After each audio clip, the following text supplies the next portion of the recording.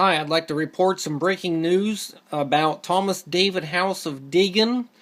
I got a couple of emails earlier from Phil Hudock, but first let me give a quick briefing.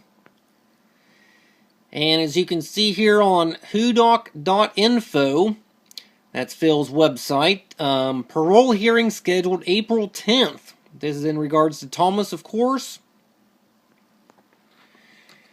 Now I'm going to scroll down here a little bit because it starts out with basically a suggestive for a letter to, that people can write to the parole board for his hearing, of course. But at any rate, let's see.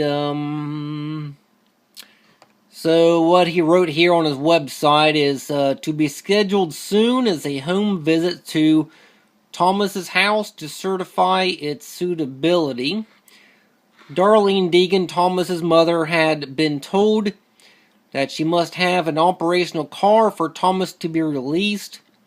That presents a problem as the finances have not been there to repair a car that was rejected in last summer's inspection and now has no working battery. Please send what you can to Darlene. Her address is on the homepage of the website. Pastor Butch, I, and our small Bible study group will see that whatever is needed to make Thomas's parole possible happens. That is our reasonable and loving duty.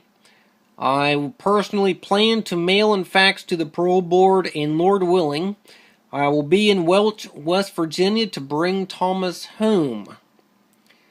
And then it gives some contact info for at the prison, but that's not necessary now. And here's a photo of Thomas at his hearing. Here's Thomas with Gene Stonecker and Phil Hudock. And there's the address you can send money to help him out, of course. And here's the original email I got earlier this afternoon from Phil. Praise the Lord, Thomas was paroled today. And second email I got later this evening. I haven't talked to Thomas personally. I called the prison, and that is how I found out he's being paroled. I am waiting a call so that I can pick him up. Phil. P.S. I may set up a live stream so that he can address everyone. And obviously for those who have been following the Thomas's story, he's been very instrumental in exposing the fact that the state of West Virginia and all 50 states and the United States of America are in fact all corporations, believe it or not, of course.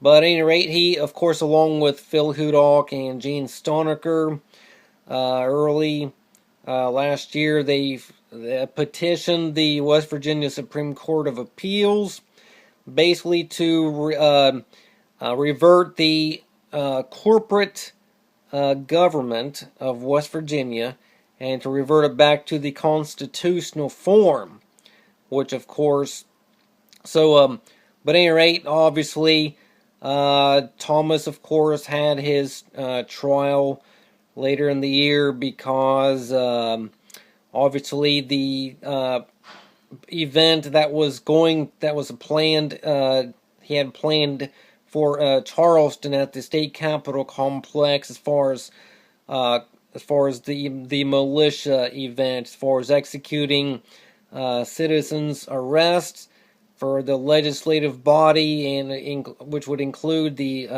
governor and the state Supreme Court of Appeals. Obviously, his audience had been infiltrated by feds on these conference calls. He was basically baited into saying certain things on, like I said, on the call. So when he was arrested, he was basically arrested for basically his speech. That's what his crime was, what things that he said. The event that he had planned in September in Charleston, he canceled after his audience realized that they had basically been infiltrated.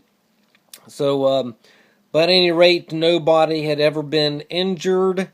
He did not commit any crime. No property had been damaged in any way. But of course, he was sentenced by a jury. He was found guilty, I should say, by a jury, according to the statutory law.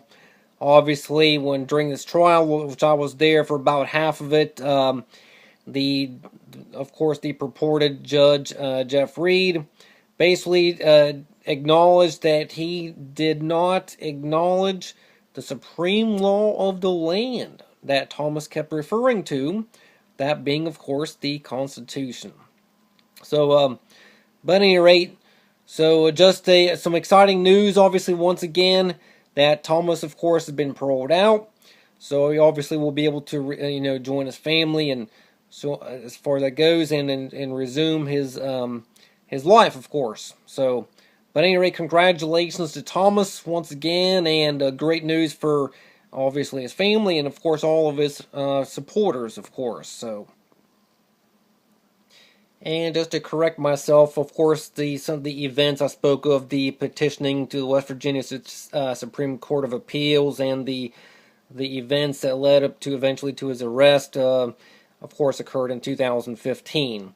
So, and just quickly, if I were you, if you're not completely familiar with Thomas's story and the obviously the fraud of the government corporation, go to whodoc.info, and here you will find all kinds of documents, links, petitionings, so on and so forth, and you can find very exhaustive documentation and proof, of course, as far as the fact that the United States of America is in fact a corporation, along with the state of West Virginia. That he has proved beyond a reasonable doubt. So please go and check that out. Of course,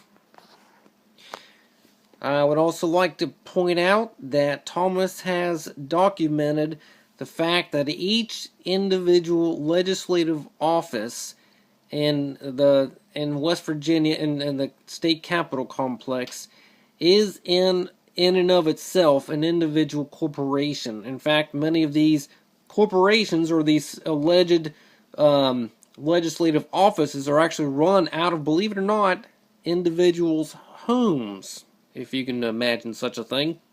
But in fact, he's also pointed out the fact that the Morgantown Dominion Post newspaper occupies space within the state capitol complex. So he, of course, raises the question: why is a newspaper being fun? I mean, that's West Virginia state taxpayers' dollars, as residents living in West Virginia, citizens, are actually paying for that. So why is there a newspaper occupying space that is being funded through taxpayers' dollars, of course? So, but at any rate, that's only part of the reason why Thomas and of course what he had planned in September of 2015, as far as executing citizens' arrests, after giving each and every quote-unquote legislator, so to speak, an opportunity to actually voluntarily resign. And then, of course, if they were to refuse, then they would carry out the arrest. The whole point of that being, of course, is eventually they would hold elections. They went as an effort to basically give the state of West Virginia back to the people, and, of course, revert the form of government, which is very important, from the fraudulent corporate form and back to its original spontaneous constitutional form. So, but at any rate, and obviously the fact that he says exposed the fraudulent corporation of the the judicial system as well, of course. But like I said, if you really want to go down the rabbit hole, I would go to whodoc.info.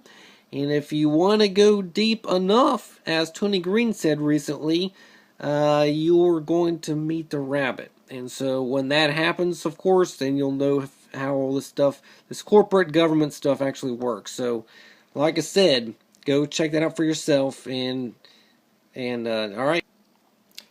And also go ahead and check out some previous videos. We've had Phil Hudock on, Carl Swenson, along with Heather, and of course Dee Corley on the Battle of New Orleans radio show. You can check out those interviews on the Battle NOLA Radio YouTube channel. And check out some articles on thedailyresistance.com as well.